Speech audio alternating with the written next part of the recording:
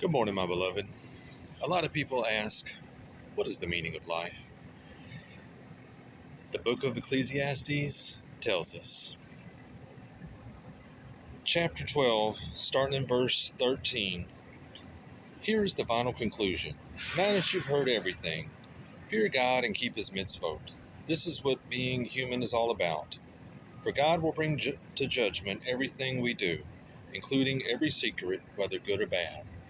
These verses are the final summary of the book of Ecclesiastes. It talks about the vanity of life without God, and it finds its ultimate meaning in Him. Fear God and keep His mitzvot, or His commandments.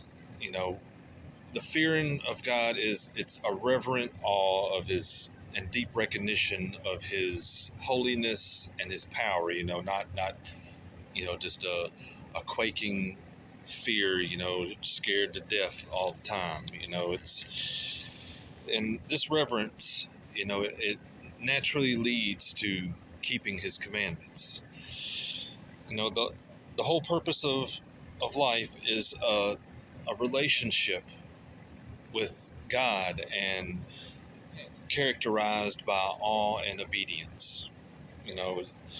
Especially since it's certain that we will be judged for everything. Every single thing that we do will be brought into judgment. Every idle word that we speak will be held accountable for. But it all seems impossible to do. To fear God and to keep His commandments and all that. But Yeshua, through His mercy and His teachings, and Ruach HaKodesh, the Holy Spirit, and the grace that we are given, that is how we are able to truly fear Him with reverence and to keep His commandments. We keep His commandments because we love Him. So I encourage you today to fear God and keep His commandments, to walk in His Spirit, not in our flesh, to read His Word, and to stay in prayer.